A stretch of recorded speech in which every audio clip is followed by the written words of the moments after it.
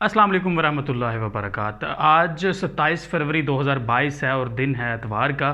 और आज के व्लॉग में बात करेंगे यूक्रेन के हवाले से और उसके बाद बात करेंगे सलामती काउंसिल के इजलास के हवाले से। तो चलिए शुरू करते हैं।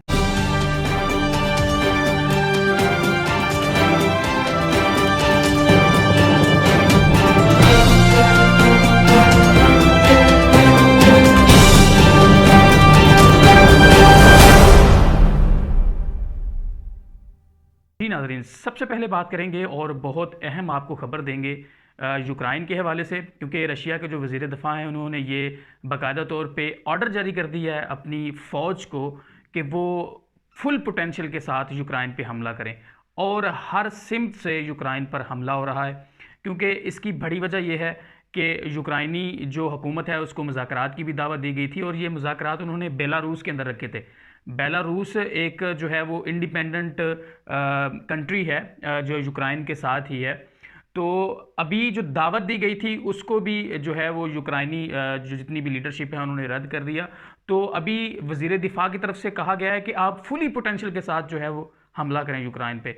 जो कीव शहर है, जो कैपिटल सिटी है यूक्रेन का, वो फुल जंग के माहौल में है जी। हर तरफ जो है वो रॉकेट लॉन्चर्स हैं। और अब क्या हुआ है जी, अब यूक्रेनी अवाम भी जो है वो कूद पड़ी है।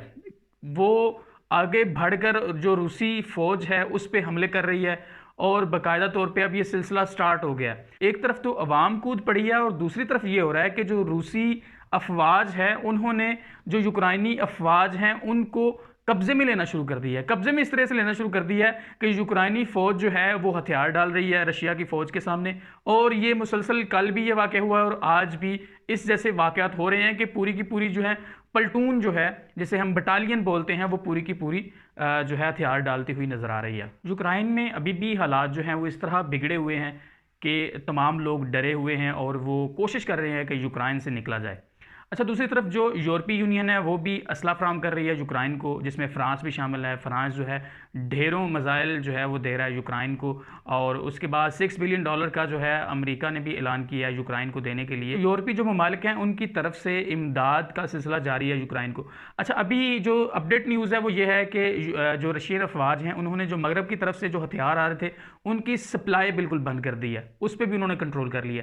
यानी रशिया मुकम्मल तौर पर यह चाह रहा है कि वो किसी तरीके से यूक्रेन पे जल्दी से जल्दी कंट्रोल कर ले और ये जो जितने मामलात हो रहे हैं ये सारे के सारे उसके अंडर कंट्रोल हो जाएं ताकि वो यूक्रेन को अपनी मर्जी से कंट्रोल कर सके। दूसरे नंबर पे बात करेंगे सलामती काउंसिल के हवाले से। सलामती काउंसिल का जो पहला इजलास था जो कि यूक्रेन की ही रिक्वेस्ट पे बुलाया गया था, उसको बाद में उस पर काफ़ी ज़्यादा बहस हुई, काफ़ी ज़्यादा उस पर डिबेट की गई और वो जो सेशन था वो रूस के खिलाफ था। रूस के खिलाफ ही करारदाद पेश की गई थी, जो मजम्मती करारदाद थी।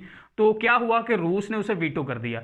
ये इस पे भी हम एक मुकम्मल व्लॉग बनाएंगे कि सलामती काउंसिल में कितने मुस्तकिल अरकान हैं और वो किस तरह से किसी भी करारदाद को कोई भी एक कंट्री उसे वीटो कर सकता है। अच्छा, तो नेक्स्ट चलते हैं। अच्छा, उसने वीटो कर दिया तो अब बाद में क्या हुआ कि अमेरिका ने यह कहा कि ये तो बिल्कुल ठीक नहीं हुआ, जो हम चाह रहे थे ये तो उस तरह से हुआ ही नहीं है, ये तो मामला ही सारा बिगड़ गया। तो अमेरिका ने कहा जी इस तरह हमारी आवाज़ जो है वो दबाई नहीं जा सकती, हम रशिया को किसी और तरीके से टैकल करेंगे।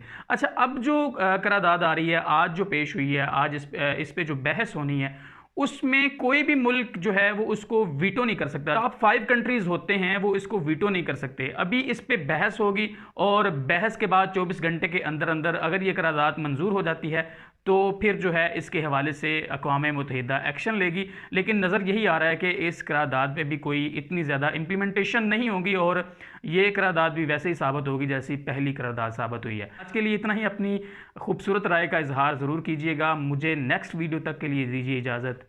अल्लाह हाफिज़।